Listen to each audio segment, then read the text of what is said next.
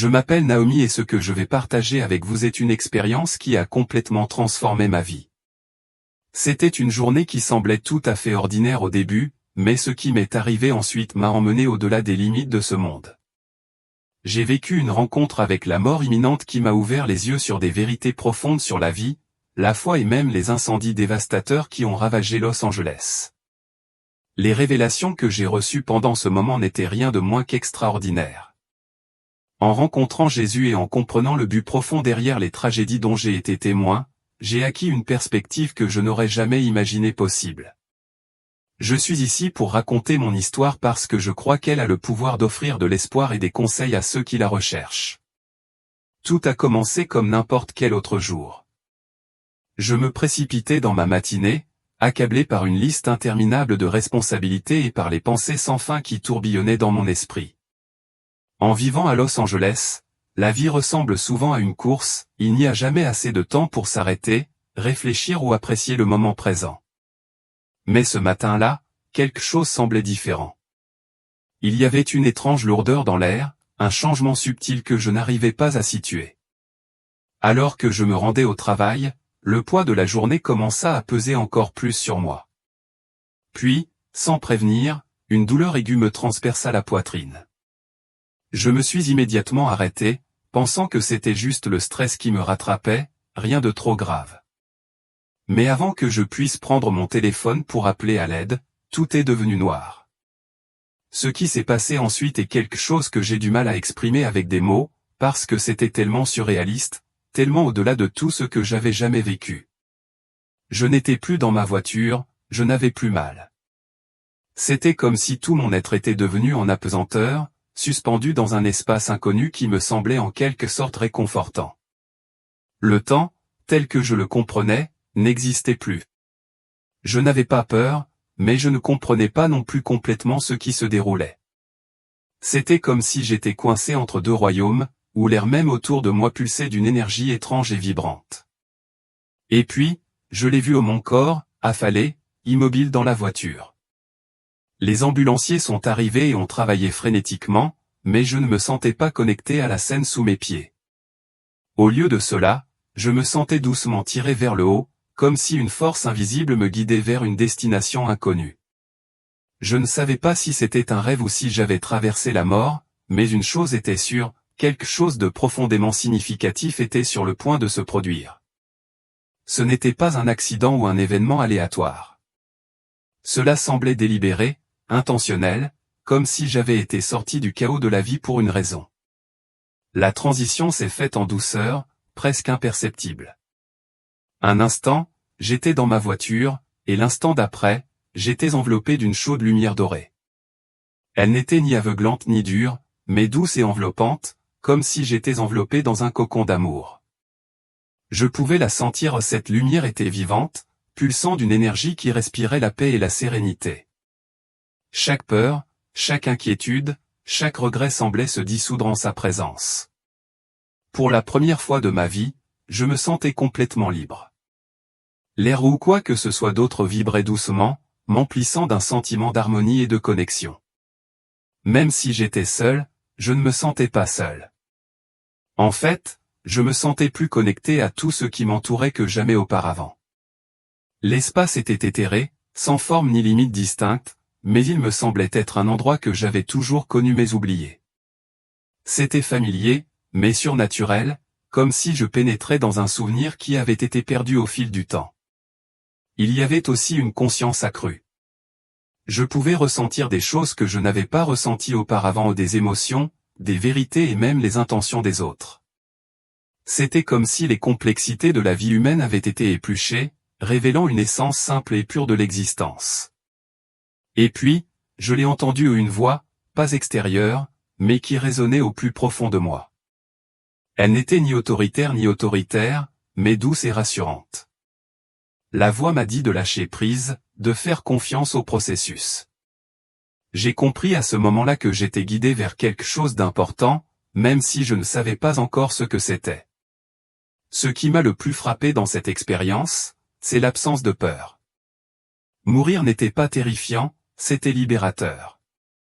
J'avais l'impression d'être rentré chez moi, dans un endroit qui m'avait toujours appartenu. Même si je ne pouvais voir personne, je savais que je n'étais pas seul.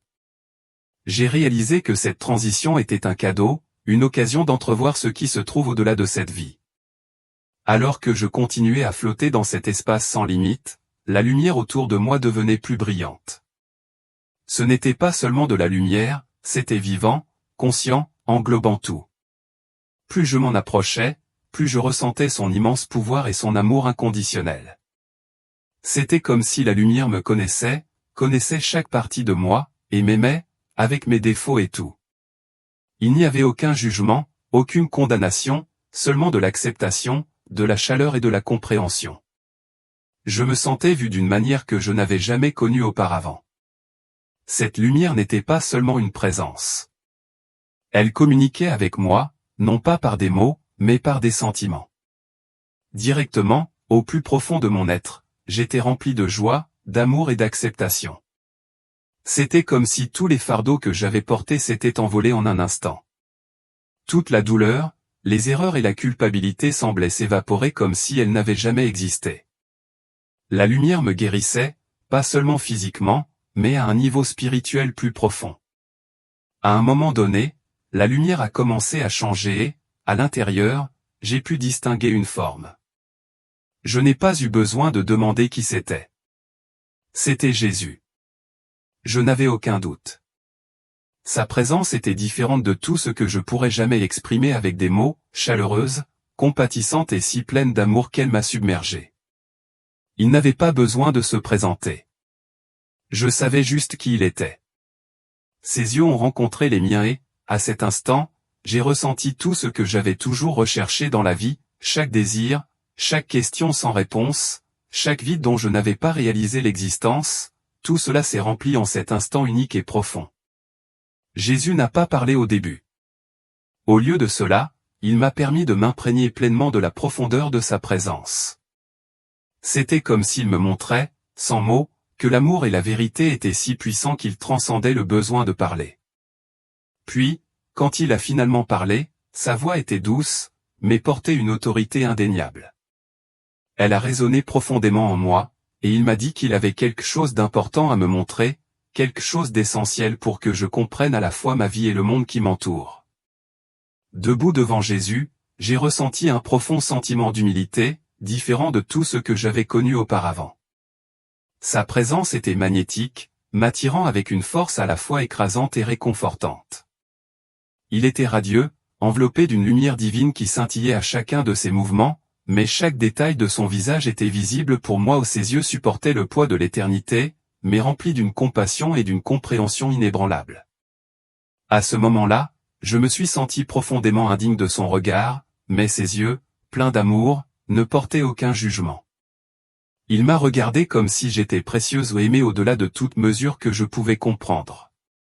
Puis, Jésus m'a tendu la main.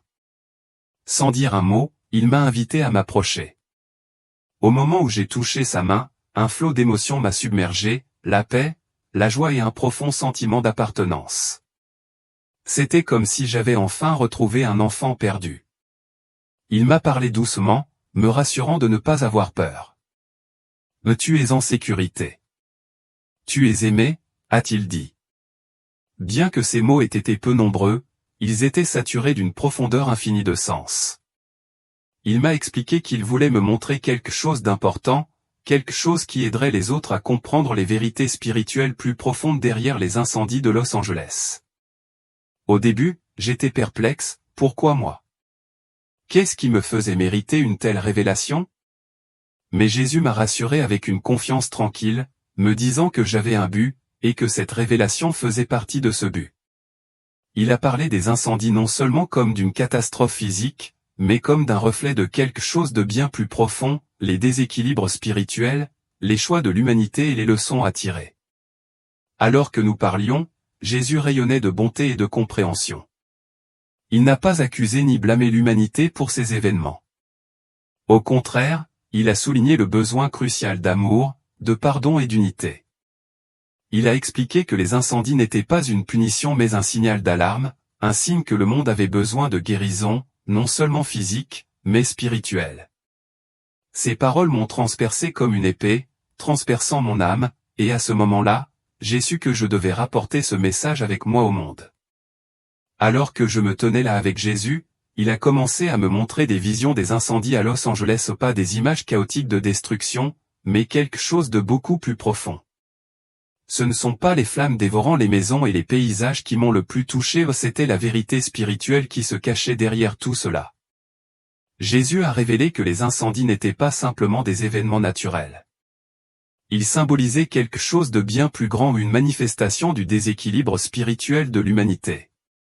Ils étaient une représentation physique des divisions, de la cupidité et de la négligence qui avaient pris racine dans le cœur de nombreuses personnes.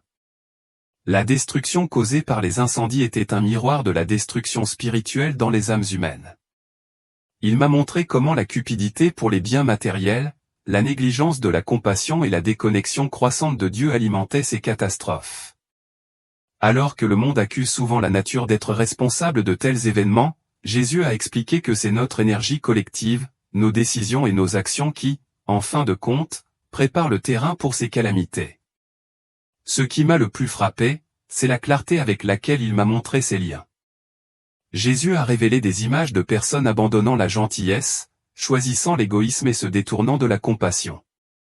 Ces actions, bien que apparemment insignifiantes en elles-mêmes, se sont multipliées chez des millions de personnes, créant des ondulations qui ont finalement conduit à des catastrophes comme les incendies. Les incendies n'étaient pas une punition. Ils étaient un avertissement, un appel à l'humanité pour qu'elle prenne conscience des conséquences de ses choix. Ils étaient une invitation à revenir sur un chemin d'amour, d'harmonie et d'alignement spirituel. Jésus a souligné que les incendies avaient le potentiel d'apporter un renouveau, mais seulement si l'humanité choisissait d'en tirer des leçons. Ils pouvaient inspirer le changement, rassembler les gens et susciter un désir collectif de reconstruction, non seulement physique, mais aussi spirituel. Ces paroles étaient lourdes, mais elles étaient pleines d'espoir. Je savais, dans mon cœur, qu'on m'avait confié un message vital. Jésus m'a ensuite montré à quel point tout est étroitement lié. Chaque choix que nous faisons, qu'il soit grand ou petit, crée des répercussions dans le monde. Les actions collectives, positives ou négatives, influencent à la fois les domaines physiques et spirituels. Les incendies n'étaient pas aléatoires. Ils étaient le résultat d'innombrables actions motivées par la cupidité, la négligence et la déconnexion des valeurs supérieures. J'ai eu des visions de déforestation, de pollution et de poursuite incessante du profit au détriment de la durabilité. Jésus m'a expliqué que ces actions n'étaient pas isolées, mais quels étaient les symptômes d'un vide spirituel plus profond au sein de l'humanité. Lorsque les gens accordent plus d'importance à la richesse matérielle qu'au bien-être spirituel, la Terre réagit. Les incendies de Los Angeles ont été l'une de ces réponses, un appel urgent à l'humanité pour qu'elle réévalue ses priorités et se souvienne du caractère sacré de la création. Mais Jésus m'a également montré le pouvoir des actions positives. Les actes de bonté, de compassion et d'amour ou des actes petits et apparemment insignifiants ont tout autant, voire plus, de poids. Une seule personne qui choisit de pardonner, d'aider ou de donner de manière désintéressée peut envoyer des ondes de guérison qui vont plus loin que nous ne pourrions jamais l'imaginer. Si suffisamment de personnes s'engagent à vivre en accord avec ces valeurs, l'énergie collective du monde peut changer. Nous pouvons prévenir de futures catastrophes et favoriser un environnement de renouveau et de paix. Jésus a été clair, l'humanité possède un immense pouvoir, celui de créer ou de détruire. Les incendies ont été un signal d'alarme, un rappel de ce pouvoir et de la façon dont il doit être utilisé à bon escient. Il m'a encouragé à partager cette vérité avec d'autres, à leur rappeler que leur choix quotidien, aussi petit soit-il, compte plus qu'ils ne le pensent. Même le plus simple acte d'amour peut contrebalancer les dommages causés par la négligence collective. L'une des leçons les plus profondes que Jésus m'a partagées était le rôle du pardon et de l'amour dans la guérison du monde. Il m'a dit que de nombreux incendies à Los Angeles avaient été alimentés par le ressentiment, la colère et la division au sein des communautés. Ces émotions, bien qu'invisibles, avaient créé une atmosphère de tension et de déséquilibre, se manifestant finalement par une destruction physique. Jésus a expliqué que le pardon n'est pas seulement un acte personnel, mais un acte de compassion. C'est une force spirituelle. Lorsque nous pardonnons, nous libérons l'énergie négative qui nous lie à la douleur et au ressentiment. Cette libération ne nous guérit pas seulement, mais contribue à la guérison du monde qui nous entoure. Il m'a montré des visions de personnes accablées de rancune, le cœur lourd d'une douleur non résolue. Ces énergies étaient comme du bois sec, prêt à s'enflammer à la moindre étincelle. En revanche, il m'a révélé des visions d'amour et de pardon des personnes qui se réconcilient, s'embrassent et choisissent la compassion plutôt que le jugement. L'énergie qui les entourait était vibrante et vivante, rayonnant de paix et d'harmonie. Jésus a souligné que l'amour est la force la plus puissante de l'univers. Il a la capacité de guérir les blessures, de réparer les relations et de rétablir l'équilibre sur terre. Il m'a exhorté à partager ce message avec les autres. Le pardon et l'amour ne sont pas seulement des vertus personnelles mais des nécessités collectives. Ils sont la clé pour prévenir de futures calamités et créer un monde où la paix et l'harmonie peuvent prospérer. Ces paroles m'ont rappelé que même face à la destruction, il existe toujours un chemin vers le renouveau par l'amour. Jésus a révélé que les incendies de Los Angeles n'étaient pas seulement une catastrophe mais une épreuve spirituelle pour les habitants de la ville. Los Angeles, ville connue pour son glamour, son ambition et son succès matériel, était devenue un symbole de réussite humaine, mais aussi d'excès et de négligence spirituelle. Les incendies, a-t-il dit, ont été une occasion pour la communauté de faire face à ces problèmes et de choisir une voie de renouveau. Il m'a montré comment les incendies ont dépouillé les façades de la richesse et du statut, forçant les gens à faire face à leur vulnérabilité. Au milieu de la perte, beaucoup se sont tournés vers leurs voisins, vers leur famille et même vers Dieu pour obtenir du soutien. Les incendies sont devenus un catalyseur d'unité, de compassion et de réflexion profonde. Jésus a dit que c'était le véritable but de l'épreuve, non pas punir, mais éveiller les gens à ce qui compte vraiment. Il a également souligné la résilience de l'esprit humain. Malgré la dévastation, beaucoup ont découvert une force qu'ils ne savaient pas avoir. Ils ont reconstruit leur maison, se sont soutenus les uns les autres et ont redécouvert l'importance de la communauté. Jésus a dit que c'était un signe d'espoir, la preuve que, même dans les moments les plus sombres, l'humanité a la capacité de s'élever. Il a cependant averti que l'épreuve était en cours. La véritable mesure du succès serait de savoir si les gens tireraient les leçons de leur expérience et feraient des changements durables. Continuerait-il à donner la priorité aux richesses matérielles ou choisirait-il de vivre en harmonie les uns avec les autres et avec la terre? Jésus a clairement indiqué que le choix leur appartenait, mais que les conséquences se répercuteraient bien au-delà de Los Angeles. Ces paroles m'ont donné un profond sentiment de responsabilité pour partager cette vérité et inspirer les autres à adopter les leçons d'amour, d'unité et de renouveau. Alors que je me tenais avec Jésus, il a commencé à me montrer des aperçus de l'avenir, des visions à la fois alarmantes et pleines d'espoir. J'ai vu un monde divisé, avec des gens accrochés au matérialisme et à l'intérêt personnel, inconscients des dommages spirituels qu'ils causaient. La terre elle-même semblait gémir sous le poids des actions humaines, se manifestant par des catastrophes naturelles, des troubles sociaux et des souffrances généralisées. Pourtant, au milieu du chaos, il y avait aussi des poches de lumière, des gens qui ont choisi l'amour, la compassion et la foi. Jésus a expliqué que ces visions n'étaient pas des prédictions gravées dans la pierre, mais des avertissements de ce qui pourrait arriver si l'humanité continuait sur sa voie actuelle. Il m'a rappelé le pouvoir du libre arbitre et la façon dont chaque choix que nous faisons collectivement façonne notre monde et notre avenir. Les incendies de Los Angeles, a-t-il dit, ne sont qu'un des nombreux signes qui poussent l'humanité à se réveiller et à faire de meilleurs choix.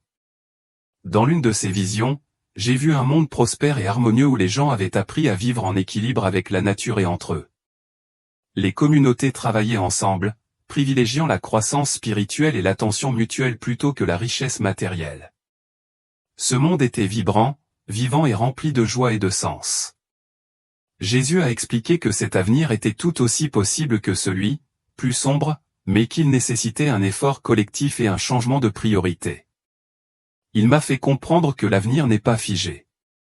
Il est façonné par les choix que nous faisons aujourd'hui.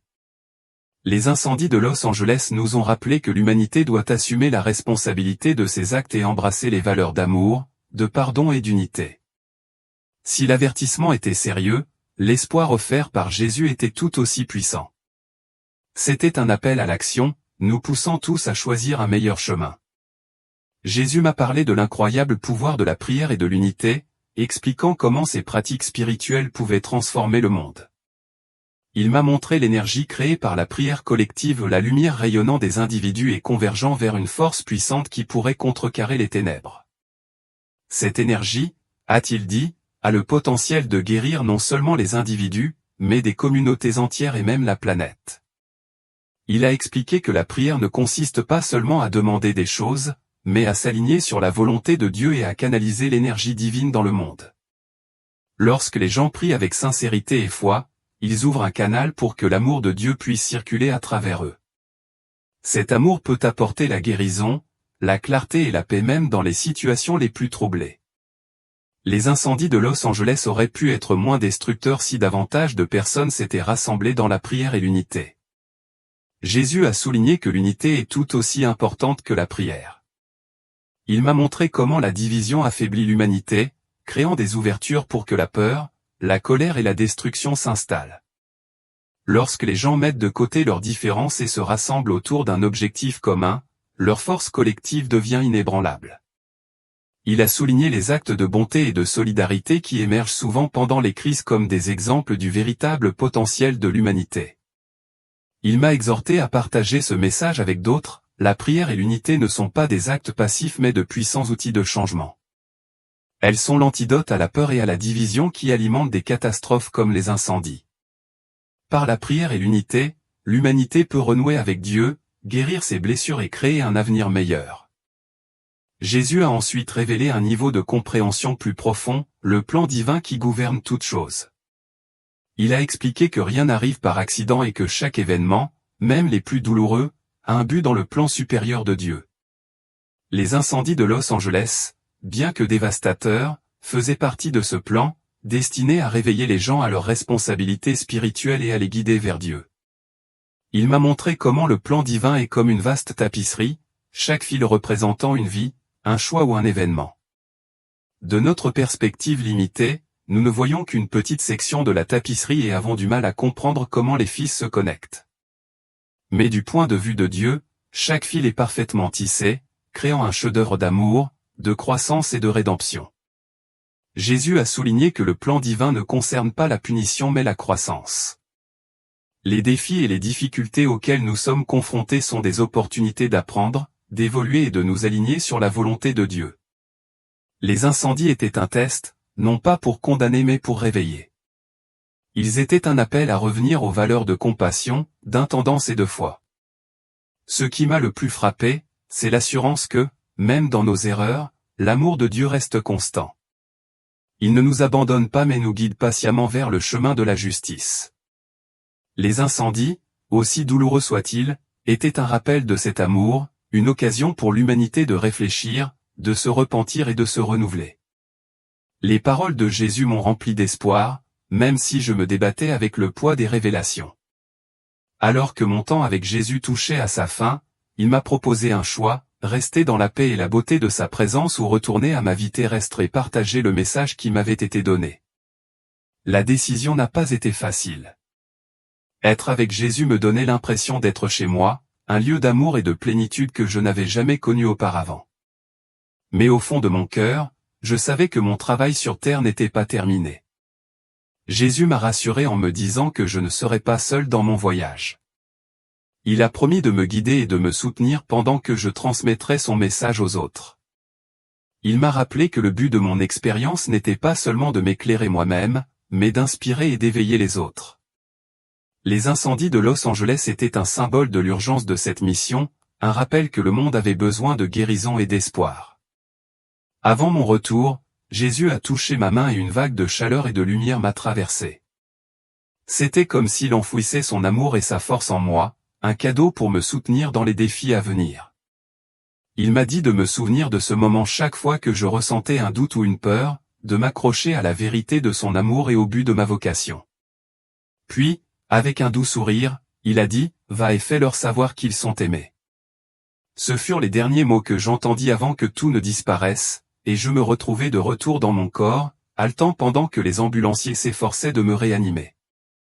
Bien que je sois de retour dans le monde physique, je portais en moi le souvenir de sa présence et du message qu'il m'avait confié, un message d'amour, d'espoir et de pouvoir de changer. Lorsque j'ai ouvert les yeux, j'ai ressenti un profond changement en moi. Je n'étais plus la même personne qu'au début de la journée. Les ambulanciers paraissaient soulagés lorsqu'ils m'annoncèrent que j'étais revenue après avoir été cliniquement morte pendant plusieurs minutes.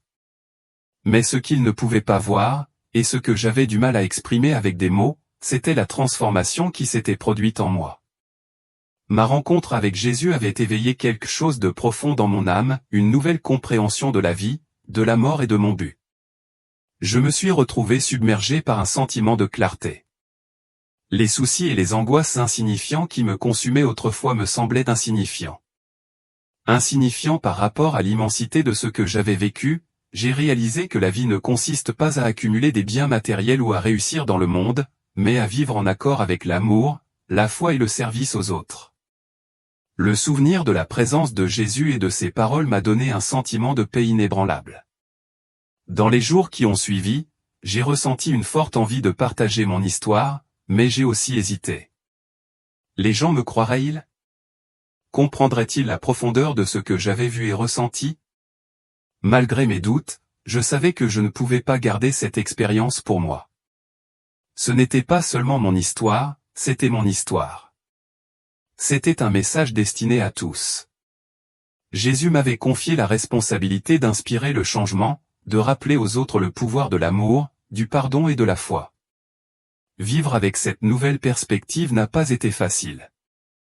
Le monde qui m'entoure semble souvent déconnecté des vérités spirituelles auxquelles je tiens désormais tant. Mais même face aux défis, je me sens guidé par le souvenir de ma rencontre avec Jésus. Son amour et les leçons qu'il a partagées continuent d'éclairer mon chemin, me donnant la force d'accomplir la mission qui m'a été confiée. Le message de Jésus était simple mais profond, l'humanité doit renouer avec l'amour et la foi pour se guérir elle-même et guérir le monde. Il a souligné que les incendies de Los Angeles étaient un signal d'alarme, une occasion pour les gens de réfléchir à leurs choix et d'assumer la responsabilité de l'énergie qu'ils apportent au monde. Les flammes, a-t-il expliqué, ne concernaient pas seulement la destruction, mais aussi la transformation, une occasion de reconstruire non seulement physiquement mais aussi spirituellement. L'un des messages clés que Jésus a partagé était l'importance du pardon. Il m'a dit que s'accrocher à la colère et au ressentiment ne fait qu'alimenter la division et la douleur. En choisissant de pardonner, nous nous libérons de cette négativité et laissons place à la guérison. Il a également parlé du pouvoir de l'amour, pas seulement de l'amour romantique, mais de l'amour inconditionnel qui voit et valorise chaque être humain en tant qu'enfant de Dieu. Cet amour a le pouvoir de combler les divisions, de guérir les blessures et de créer un changement durable. Une autre partie de son message était un appel à l'action. Jésus a exhorté l'humanité à mieux prendre soin de la terre, à la considérer non pas comme une ressource à exploiter, mais comme un don sacré à entretenir. Il m'a montré comment de petites actions conscientes réduire les déchets, planter des arbres et traiter la nature avec respect peuvent créer des vagues d'énergie positive qui contrecarrent les dommages déjà causés. Plus important encore, Jésus m'a rappelé que l'espoir n'est jamais perdu. Peu importe la gravité des circonstances, il y a toujours une opportunité de rédemption et de renouveau. Son message n'était pas seulement un avertissement, c'était un appel à s'élever au-dessus de la peur et à embrasser le pouvoir de la foi, de l'amour et de l'unité. C'est un message que je porte désormais dans mon cœur et que je me sens obligé de partager avec tous ceux que je rencontre. Après mon expérience de mort imminente, mon sens de la vie a été complètement transformé. Les routines et les priorités quotidiennes auxquelles je m'accrochais autrefois me semblaient désormais dénuées de sens par rapport à la mission que Jésus m'avait confiée. Il ne s'agissait pas de grands gestes ou d'atteindre la célébrité, mais de vivre de manière authentique, en accord avec l'amour et la foi, et d'inspirer les autres à faire de même. Chaque choix, aussi petit soit-il, avait une nouvelle signification. J'ai été attiré par les actes de service, aider mes voisins, faire du bénévolat et apporter du réconfort aux personnes dans le besoin. Chaque acte de bonté me semblait être une façon d'honorer le message que Jésus m'avait donné. Ce n'était pas toujours facile. Il y avait des moments de doute et d'épuisement, mais dans ces moments-là, je fermais les yeux et me souvenais de ses paroles, de sa présence et de l'immense amour que je ressentais dans cette lumière divine. Cela m'a donné la force de continuer. Partager mon histoire est devenu un élément essentiel de ma mission. Au début, j'avais peur d'être jugé ou incrédule, mais les paroles de Jésus ont résonné dans mon cœur, va et fais-leur savoir qu'ils sont aimés. Les personnes qui m'écoutaient me disaient souvent que mon histoire leur donnait de l'espoir, leur rappelait leur foi ou les encourageait à vivre avec plus de compassion. Savoir que mon expérience pouvait toucher ne serait-ce qu'une seule vie rendait chaque lutte utile. J'ai également commencé à voir mon rôle de gardienne de la terre sous un nouveau jour. Il m'avait montré les conséquences de la négligence de nos responsabilités spirituelles et environnementales. J'ai commencé à militer pour un mode de vie durable, en enseignant aux autres à chérir la planète comme un don sacré.